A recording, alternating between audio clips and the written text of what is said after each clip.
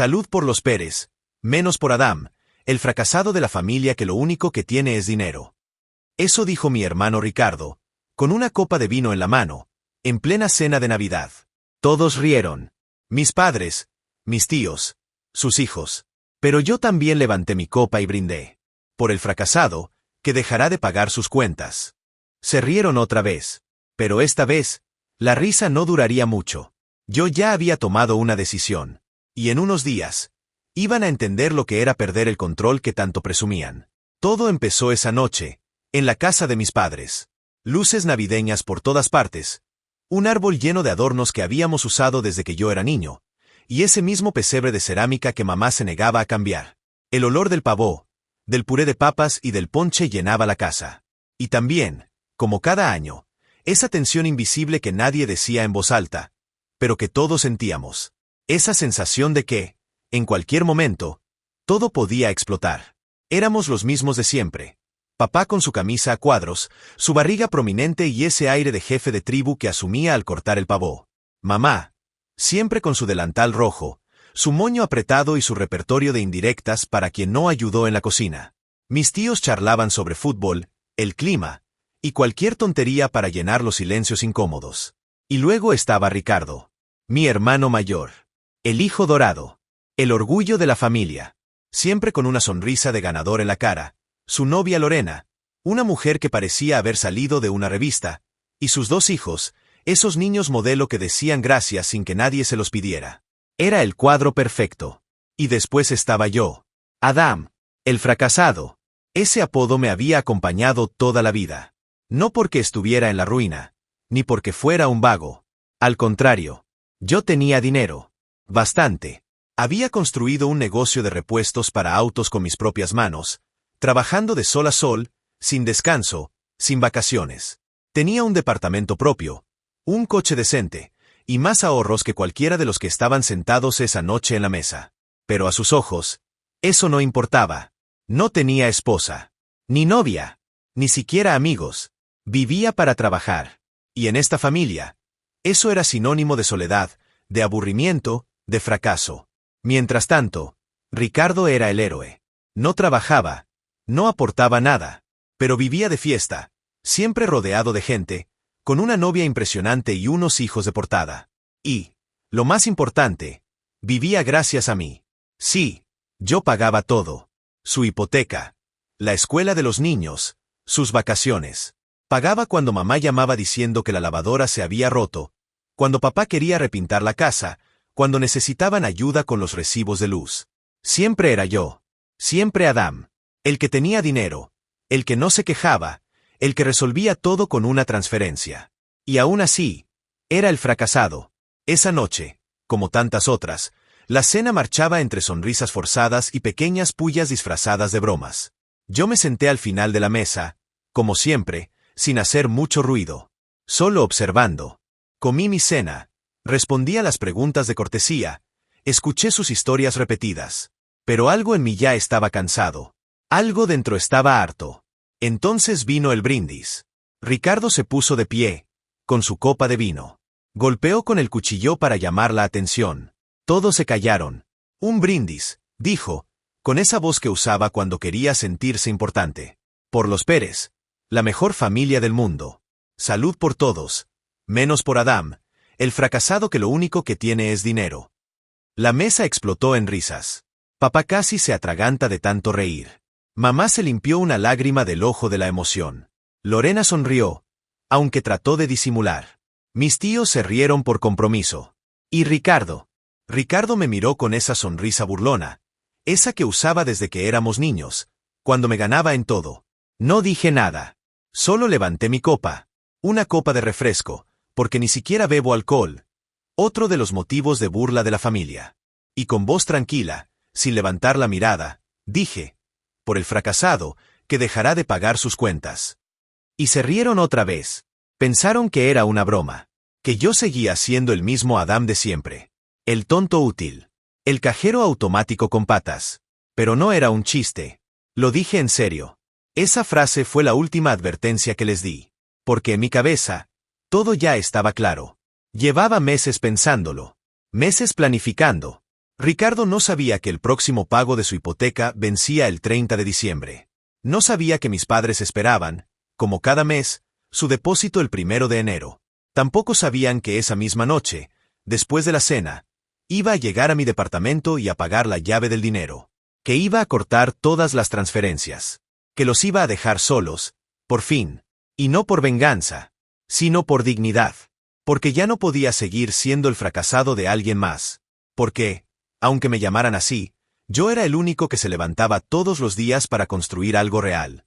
Y ellos, los exitosos, los felices, vivían en una burbuja que yo financiaba. Esa noche, cuando subí a mi carro y miré la casa desde el retrovisor, lo supe con claridad. Ellos creen que mandan, pero el que tiene el control, soy yo. Y el 30 de diciembre, iban a enterarse. Llegué a mi departamento cerca de la medianoche, con la mente más despierta que nunca. Me serví un vaso de agua. Abrí la laptop y revisé mis cuentas. Ahí estaba todo. Los depósitos programados, las transferencias automáticas, los recordatorios para pagar la hipoteca de Ricardo, los gastos mensuales de mis padres, las compras con tarjeta que Lorena hacía y que luego yo saldaba. Una red completa de dependencia. Una telaraña que yo mismo había tejido, y de la que ahora quería salir. Desactivé cada transferencia una por una. Clic, clic, clic. Fue increíble lo fácil que fue. Como si apretar 3 botones pudiera borrar años de abuso emocional, de manipulación disfrazada de amor familiar. Cerré la laptop y respiré hondo. Por primera vez en mucho tiempo, me sentí libre. Los días siguientes fueron extrañamente tranquilos. El 26 amaneció como cualquier otro. Me levanté temprano, tomé café, revisé los pedidos de mi negocio y respondí correos. No había mensajes de ellos. Aún. Supuse que estaban durmiendo la resaca emocional de la cena, o que no habían notado nada raro. Todavía no. El 27 fue igual. Trabajo, órdenes, llamadas, todo en calma. Pero el 28, como si lo tuvieran cronometrado, empezó el desfile. Primero, un mensaje de mamá. Hola hijo, ¿todo bien? ¿Nos ayudas este mes como siempre? Ya sabes que la pensión no alcanza y enero se viene pesado. Después, Lorena. Adam, los niños quieren verte. Ricardo dice que eres el mejor tío del mundo. Nos tomamos un café esta semana. Y más tarde, papá. Directo como siempre. Acuérdate que el 1 hay que pagar los recibos. El dinero se necesita antes por las fechas festivas. No respondí a ninguno. El 29, las cosas empezaron a oler a desesperación. Ricardo me escribió por primera vez en meses sin burlarse. ¿Qué pasa contigo? Mamá está preocupada. ¿Ya hiciste la transferencia de la hipoteca? Nada. Silencio de mi parte.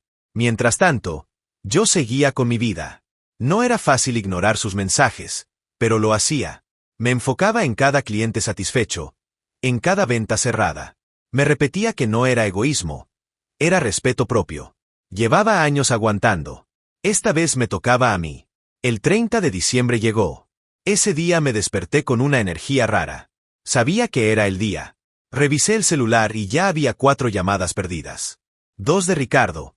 Una de mamá. Otra de Lorena. La hipoteca no se pagó. El banco ya debía haber mandado el aviso. A las 9 en punto, Ricardo me escribió. Adam. Esto no es juego. El banco me está llamando. Contesta. Después Lorena. Más directa. Nos dicen que mañana cortan todo si no pagan. Por favor. Adam. Y luego mamá, con un mensaje que empezaba en tono suave. Hijo, ¿qué pasa? ¿Nos estás castigando por algo? Fue por el comentario de Ricardo. No fue en serio. Y terminaba con una nota de ansiedad apenas disimulada. Tu padre está muy nervioso. Llámanos, por favor. No respondí. En cambio, apagué el celular y me concentré en el trabajo. Tenía varios pedidos urgentes que atender. Irónicamente, mi negocio estaba en uno de sus mejores momentos. Mientras ellos temblaban por no tener dinero, yo negociaba nuevas rutas de distribución con proveedores. Era una ironía que no me pasaba desapercibida. Esa noche, cené solo. Un plato sencillo. Arroz con pollo. Nada de celebraciones ni drama. Sabía que al día siguiente, el 31, vendría el estallido. Y no me equivoqué. El 31 por la tarde, alguien tocó el timbre con fuerza. Me asomé por la ventana. Ahí estaban, Ricardo, Lorena, mis padres, y hasta los niños, todos, en la entrada de mi edificio, como un comité de emergencia familiar. Ricardo estaba rojo, agitado, con los ojos desencajados. Lorena tenía la cara de quien había llorado todo el camino. Mamá cruzaba los brazos como si esperara una disculpa que no iba a recibir, y papá golpeaba la puerta con el puño. Abrí. No porque quisiera verlos, sino porque no iba a esconderme. ¿Qué te pasa, Adam? Gritó Ricardo nada más verme. ¿Estás loco? El banco me va a quitar la casa. ¿Cómo se te ocurre no pagar? Explica esto ahora mismo, exigió papá, con los dientes apretados. Nosotros dependemos de ti. No puedes hacernos esto. Mamá empezó a sollozar detrás. Hijo, ¿cómo nos haces esto? ¿Qué te hicimos? Lorena me miraba con una mezcla de decepción y súplica. Sus hijos estaban a unos pasos, asustados, tomándose de la mano. Yo respiré hondo. Tenía que mantener la calma. No voy a pagar más, dije con firmeza. Se acabó. Ricardo se quedó congelado. Luego explotó. ¿Qué significa eso de se acabó? Tengo hijos. Adam, ¿no puedes hacernos esto por una maldita broma? ¿Una broma? Respondí, ya sin contención. Ustedes me han hecho bromas toda la vida. Me han usado, me han humillado, y todavía esperan que los mantenga. Yo los he mantenido a todos. ¿Y cómo me lo pagan? Llamándome fracasado frente a toda la familia. Después de todo lo que hicimos por ti. Gritó papá. ¿Qué hicieron? Grité de vuelta. ¿Reírse de mí cada Navidad? ¿Pedirme dinero con chantaje emocional? Basta. Mamá rompió en llanto. Lorena me llamó desalmado. Los niños empezaron a llorar. Por un momento, dudé. Pero entonces recordé ese brindis. Esa risa generalizada. Ese fracasado flotando en el aire mientras todos se burlaban. Se me pasó. Váyanse, dije, con la voz temblando de rabia contenida. Aquí no hay nada para ustedes. Ricardo quiso agarrarme del brazo. Me solté. No me toques. Si quieres mantener tu casa, trabaja. Y ustedes, miré a mis padres, dejen de esperar que les solucione la vida. Papá me señaló con rabia. Esto no se queda así. Adam, te vas a arrepentir. Los vi alejarse. Mamá llorando, Ricardo maldiciendo, Lorena abrazando a sus hijos como si los llevara a un funeral. Cerré la puerta. Afuera, los fuegos artificiales de Nochevieja ya comenzaban. Pero en mi interior, la verdadera explosión había ocurrido hacía minutos. Por primera vez, había defendido mi dignidad. Por primera vez, no me importó lo que dijeran. Ya no era el fracasado de nadie. Y el 1 de enero, todavía faltaba el verdadero golpe. El 1 de enero amaneció tranquilo en mi departamento. No había ruido. No había mensajes nuevos. Era casi desconcertante. Como si después de la tormenta del día anterior, todos hubieran decidido tomar aire, o simplemente rendirse. Me preparé un café, me senté frente a mi laptop y revisé, una vez más, que todo estuviera en orden. Las transferencias seguían canceladas, mis ahorros intactos, y el negocio funcionando sin problemas. Era un día feriado para muchos, pero para mí era uno de los más importantes del año. Porque hoy, justo hoy, mis padres iban a descubrir que su depósito mensual no llegaría. Y Ricardo, si todavía tenía alguna esperanza de que todo se resolviera mágicamente, recibiría la confirmación de que no. El fracasado había cerrado el grifo. Y no pensaba abrirlo otra vez. No pasaron ni 2 horas antes de que llegara el primer mensaje. Era de papá. ¿Dónde está el depósito? Adam, dijiste que no ibas a pagar más, pero pensé que era una rabieta. Esto es serio. No contesté. Después, mamá, hijo, por favor, no tenemos ni para el súper. ¿Cómo vamos a vivir sin tu ayuda? ¿Es por lo que dijo Ricardo? Ya le hablamos. Ya le dijimos que estuvo mal, pero no nos castigues a todos. Luego Lorena. Adam, los niños preguntan por ti. No entienden qué pasa. ¿De verdad vas a dejarlos sin casa, sin nada? No respondí a ninguno. Cerré el celular y me puse a trabajar. Había algo en ese silencio autoimpuesto que me daba fuerza. No era crueldad. Era justicia. Ellos llevaban años dependiendo de mí. Años tratándome como el inútil que solo servía para pagar. Y ahora, por fin, les tocaba enfrentar la realidad. El 2 de enero, mamá volvió a insistir. Esta vez su voz sonaba distinta. No dulce, no manipuladora. Sonaba rota. Adam, tu papá se siente mal. Dice que lo estás matando del coraje. Por favor, hijo, no nos dejes así. Papá también escribió. ¿Tú crees que esto es justo? Somos tus padres. Te criamos. No puedes dejarnos de esta forma, como si fuéramos basura. Me quedé mirando ese mensaje largo rato. ¿Justo? ¿Justo como cuando Ricardo me humilló en público y todos rieron? ¿Justo como cuando ellos disfrutaban la vida a costa de mi esfuerzo? Cerré el chat sin responder. No iba a caer otra vez. El 3 y el 4 fueron más tranquilos. Supongo que estaban ocupados tratando de encontrar una solución. Hablando con el banco, revisando sus cuentas, viendo si podían pedir prestado a alguien más. Pero yo sabía la verdad. No tenían a nadie. Siempre dependieron de mí porque sabían que nadie más iba a aguantar su comodidad tóxica. El 5. Lorena volvió a escribir. Esta vez más dura. No sé qué te pasa, Adam, pero estás destruyendo a tu familia. Todo por un capricho. ¿Crees que esto te hace mejor persona?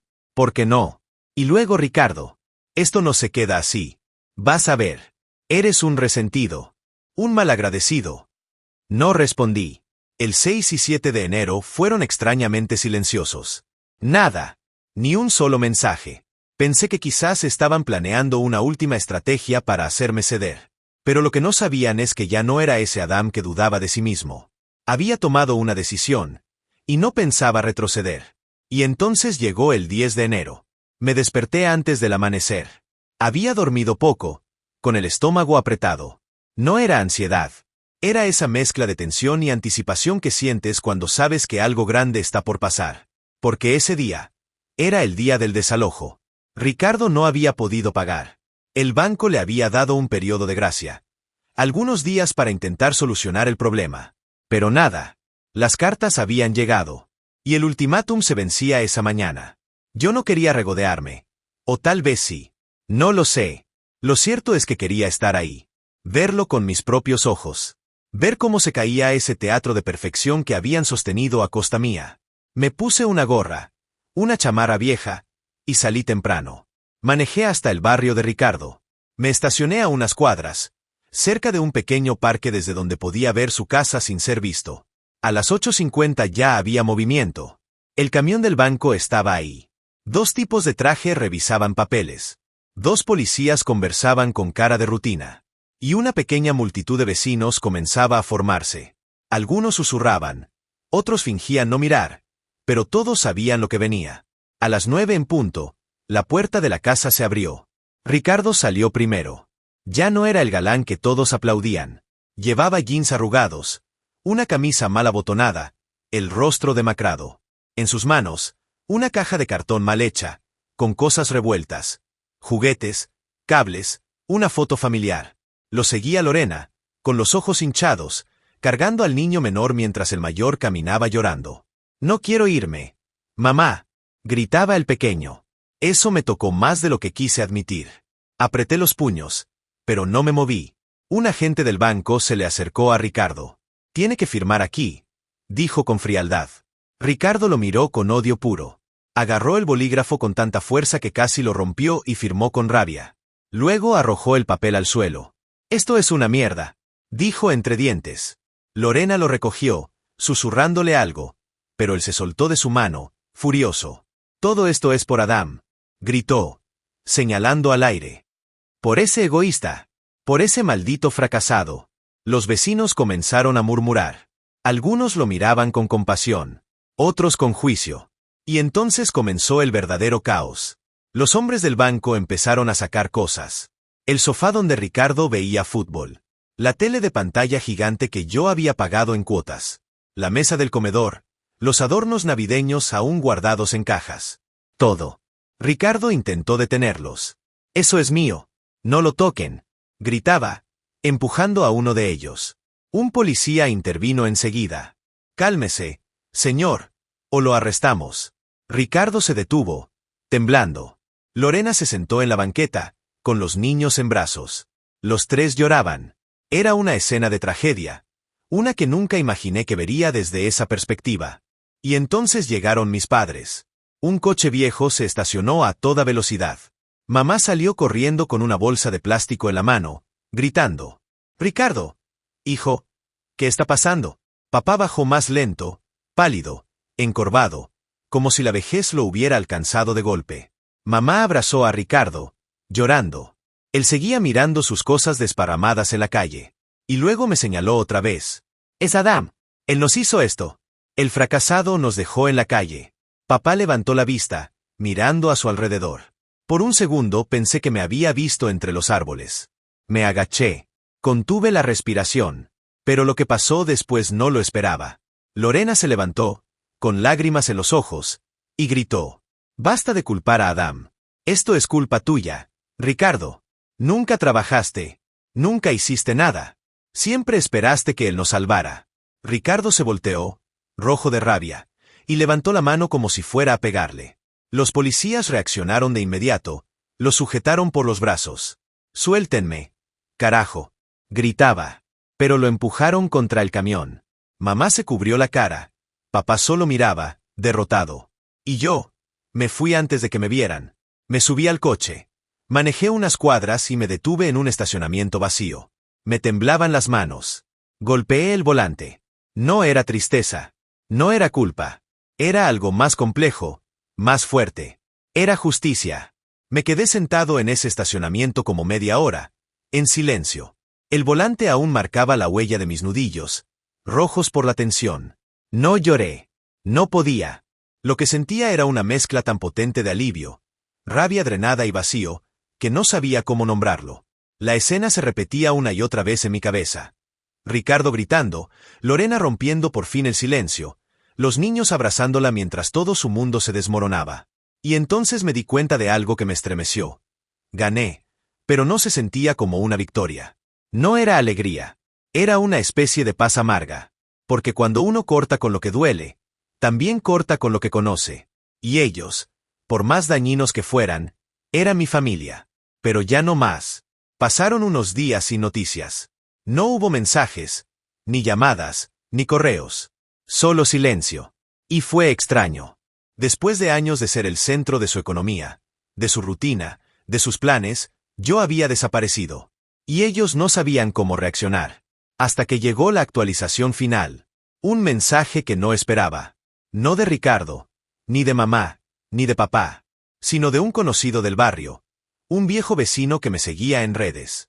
Me escribió para decirme que Ricardo, Lorena y los niños se habían mudado a casa de mis padres. Era lógico. No tenían a dónde ir. Pero la sorpresa fue otra. La casa de mis padres no tenía luz, ni agua, ni espacio suficiente. 2 cuartos pequeños, un baño que apenas servía, y ahora 6 personas viviendo ahí como sardinas enlatadas. La segunda sorpresa fue aún más impactante. Papá estaba trabajando. Sí, el mismo hombre que se había negado por años a mover un dedo mientras yo financiaba sus cervezas y su televisión por cable, ahora cortaba arbustos en el vecindario. Y Ricardo estaba en una cuadrilla de construcción, cargando costales de cemento, barriendo escombros, haciendo turnos dobles por primera vez en su vida. Al principio no lo creí. Pensé que era una exageración. Pero luego vi una foto en el grupo del vecindario. Ahí estaba Ricardo, con casco, chaleco y cara de derrota. No tenía ya esa sonrisa de rey que usaba como escudo. Se había roto. Como debía ser. Mamá ya no salía. Se encerraba en casa. El viejo pesebre de cerámica seguía en la ventana, pero ahora sin luces. Y Lorena, según supe, buscaba trabajo de medio tiempo. Todo el castillo de arena se había derrumbado. Y yo no había movido un solo dedo. Solo dejé de pagar. ¿Y yo? Yo estaba en paz. Mi negocio seguía creciendo.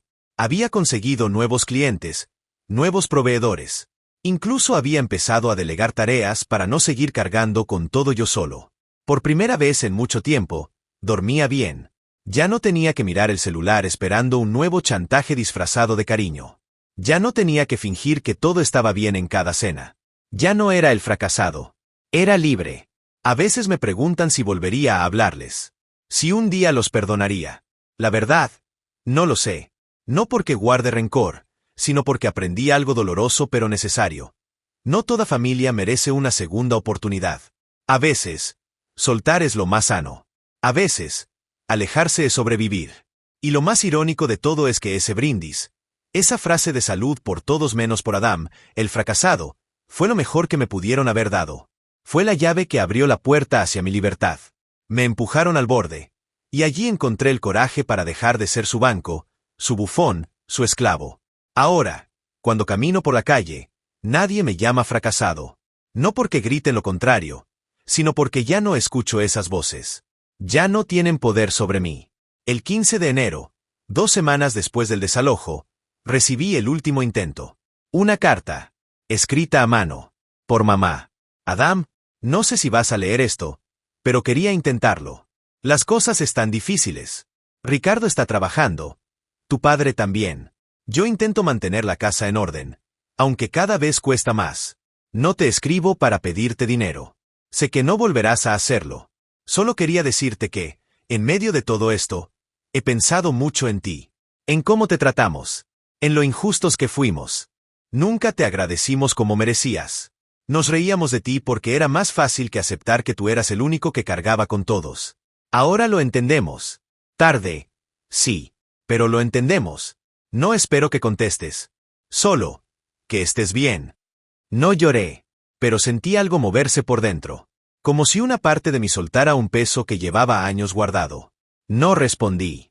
No porque no me importara, sino porque por fin entendí que no tenía que cargar con sus culpas para validar mi valor. No necesitaba su perdón. Solo necesitaba mi paz. Y la tenía. A los que están leyendo esto, les digo algo. A veces, hay que ser el villano en la historia de quienes te destruyen. A veces, hay que dejar de salvar a los que disfrutan verte hundido. No es egoísmo. Es dignidad. Y si tú, como yo, has sido el fracasado a los ojos de tu familia, solo porque no te aplauden, recuerda esto. El respeto que no te dan, se toma con actos, no con ruegos. Ese brindis fue su sentencia. Y mi libertad. Gracias por llegar hasta aquí.